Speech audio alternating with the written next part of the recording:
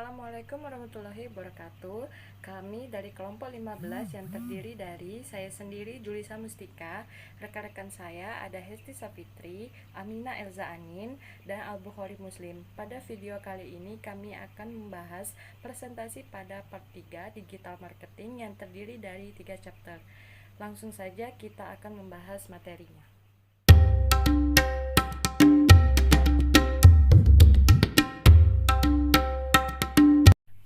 Pada slide ini, pertama-tama kita akan membahas mengenai bab 7 tentang memberikan pengalaman pelanggan online.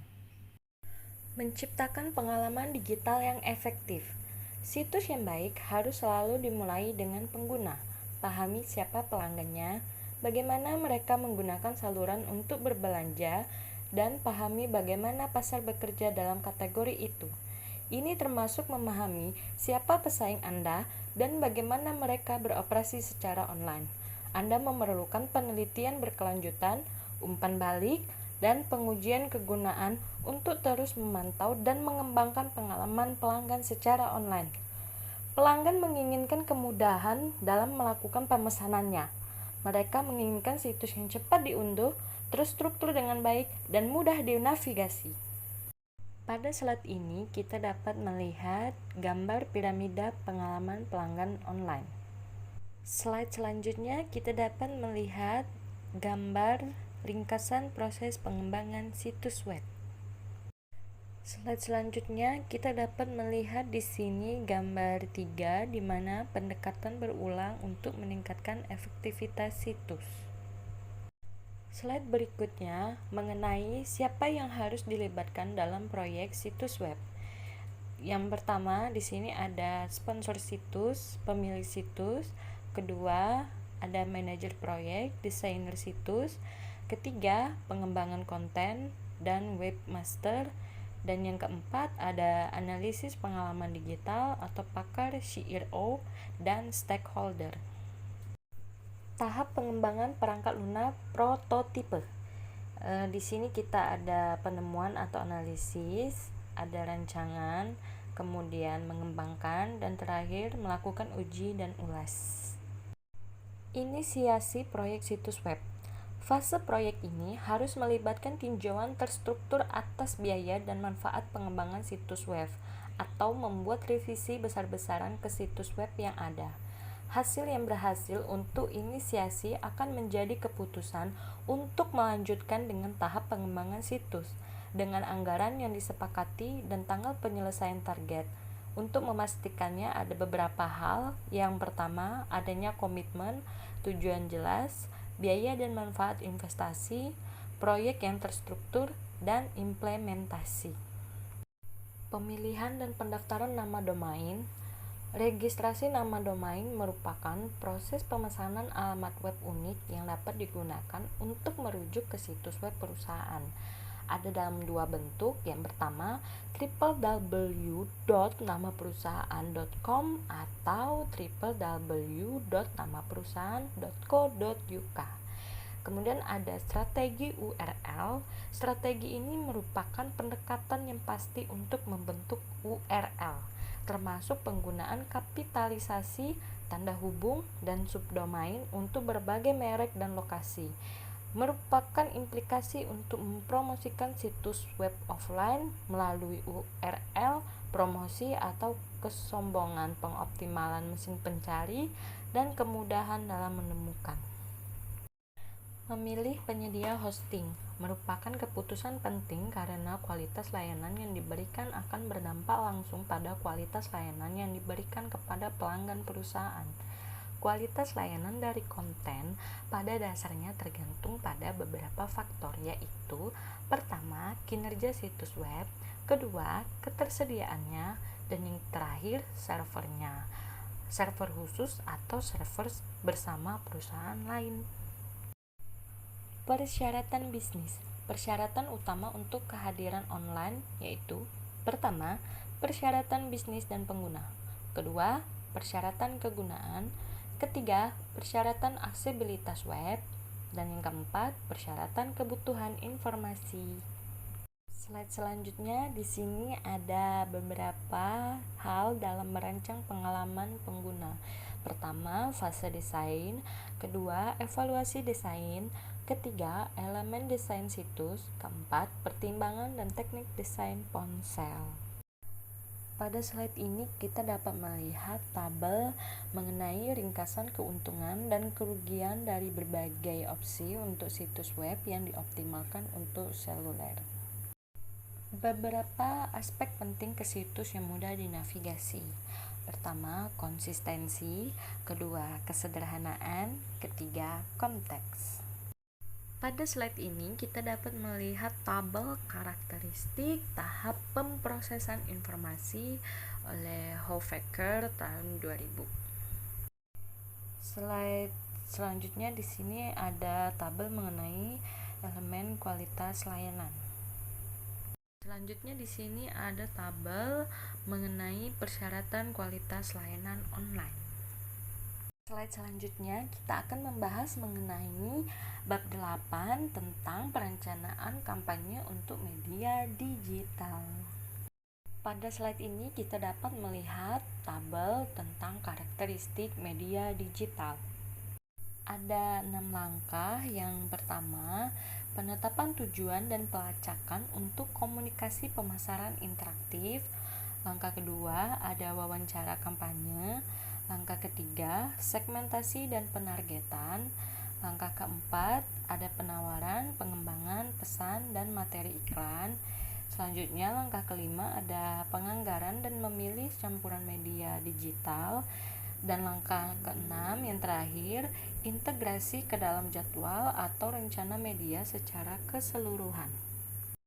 Slide berikutnya ada langkah pertama, penetapan tujuan dan pelacakan kampanye media digital.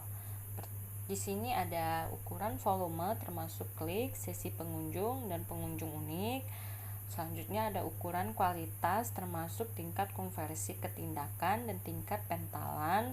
Ketiga, ukuran biaya media termasuk biaya per klik dan biaya per 1000.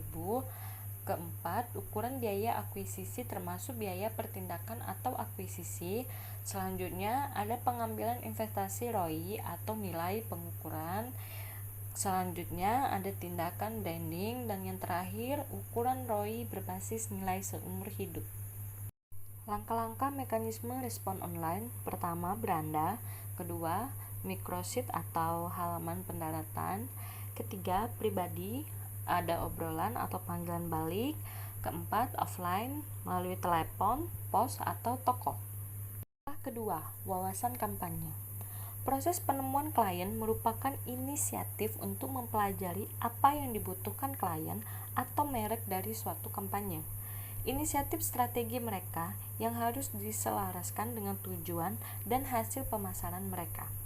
Wawasan kampanye yang lebih rinci akan diakses dan dianalisis setelah agensi atau tim internal bekerja pada kampanye. Agen besar menggunakan perencana data atau perencana komunikasi pelanggan untuk meninjau semua sumber data eksternal yang tersedia untuk membantu klien dalam pengembangan strategis dan pelaksanaan kampanye. Data ini kemudian digunakan untuk menginformasikan penargetan kampanye dan pemilihan media. Langkah ketiga, segmentasi dan penargetan. Strategi penargetan kampanye mendefinisikan audiens target atau tipe orang yang perlu Anda jangkau dengan komunikasi kampanye Anda. Metode penargetan bervariasi sesuai dengan pasar, kampanye, dan alat komunikasi elektronik yang terlibat. Pendekatan penargetan yang digunakan untuk kampanye akuisisi dan retensi secara alami akan bergantung pada segmentasi dan pengetahuan yang telah mapan tentang pelanggan. Perencana kampanye harus ingat bahwa mereka yang dipilih untuk penargetan haruslah orang-orang yang paling mungkin mempengaruhi tingkat respons untuk kampanye. Langkah keempat, penawaran pengembangan pesan dan kreatif. Banyak kampanye digital memiliki tanggapan langsung sebagai tujuan utama. Menentukan penawaran yang tepat sangat penting untuk mencapai sasaran respon ini. Tetapi ada juga kemungkinan menjadi tujuan merek untuk mengkomunikasikan ide besar atau konsep di balik kampanye atau memposisikan merek. Dalam lingkungan online, hanya ada sedikit waktu untuk pengiriman pesan. pesan utama harus memberikan relevansi sesuai dengan konteksnya, sehingga dalam pencarian berbayar, pesan utama harus konsisten dengan istilah pencarian yang dimasukkan oleh pengguna dan harus menyoroti proporsi nilai dengan jelas. Langkah 5. Membuat anggaran dan memilih campuran media digital.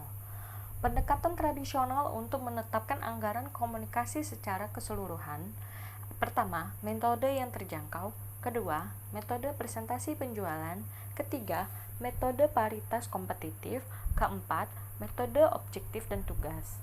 Keputusan tentang investasi untuk promosi online atau campuran komunikasi online. Pertama, tingkat investasi dalam media digital sebagai lawan dari media tradisional. Kedua, gabungan investasi dalam saluran media digital atau alat komunikasi elektronik. Ketiga, tingkat investasi dalam aset digital. Langkah yang terakhir adalah integrasi ke dalam jadwal atau rencana media secara keseluruhan. Komunikasi pemasaran integrasi merupakan sebuah konsep di mana perusahaan dengan hati-hati mengintegrasikan dan mengkoordinasikan banyak saluran komunikasinya untuk menyampaikan pesan yang jelas dan konsistensi tentang organisasi dan produk-produknya. Kegiatan utama dalam pemilihan dan perencanaan media. Pertama, tujuan kampanye jelas. Kedua, mengidentifikasi kegiatan dalam implementasi media, di mana pemilihan target audiens, tujuan media, pemilihan media, penjadwalan media, pembelian media, dan evaluasi media. Slide selanjutnya kita akan membahas mengenai bab 9 tentang komunikasi pemasaran menggunakan saluran media digital. Ada 6 teknik promosi online. Pertama, search engine marketing. Kedua, online PR. Ketiga, online partnership. Keempat, online advertising. Kelima, email marketing. Dan yang terakhir ada social media marketing. Komunikasi pemasaran interaktif. Pertama, komunikasi pemasaran interaktif harus dikembangkan sebagai bagian dari komunikasi pemasaran terpadu untuk efektivitas biaya maksimum. Kedua, karakteristik utama komunikasi interaktif adalah kombinasi media push dan pull, konten yang dikirimkan pengguna, personalisasi, fleksibilitas, dan tentu saja interaktivitas untuk menciptakan dialog dengan konsumen. Tujuan untuk komunikasi interaktif termasuk penjualan langsung untuk situs transaksional, tetapi mereka juga secara tidak langsung mendukung kesadaran merek, kesukaan, dan niat beli. Keputusan dalam bauran komunikasi media digital. Keputusan penting dalam bauran komunikasi yang diperkenalkan oleh media digital meliputi: pertama, keseimbangan antara pengeluaran untuk media dan materi iklan untuk aset digital dan eksekusi iklan. Kedua, keseimbangan antara pengeluaran dalam komunikasi tradisional dan offline. Ketiga, keseimbangan antara investasi dalam aktivitas digital berbasis kampanye dan berkelanjutan. Terakhir, keseimbangan investasi dalam berbagai alat komunikasi interaktif. Manfaat komunikasi offline. Pekerjaan komunikasi offline efektif dalam mencapai 4 hal penting. Pertama, jangkauan. Karena komunikasi surat kabar, TV, dan pos digunakan oleh hampir semua konsumen. Kedua, kesadaran merek. Melalui penggunaan visual berdampak tinggi. Ketiga, koneksi emosional. Dengan merek lagi melalui visual dan suara. Keempat, penjelasan tentang proposisi nilai online untuk suatu merek. Kelemahan komunikasi offline. Secara umum kelemahan komunikasi offline diantaranya yaitu: pertama, biaya lebih tinggi. Kedua, pemborosan yang lebih tinggi. Ketiga, penargetan yang lebih buruk. Keempat, akuntabilitas yang lebih buruk. Kelima, informasi yang kurang terperinci. Keenam, kurang dipersonalisasi. Dan yang terakhir, kurangnya pengalaman interaktif. Demikianlah presentasi dari kelompok kami. Kami akhiri. Wassalamualaikum warahmatullahi wabarakatuh.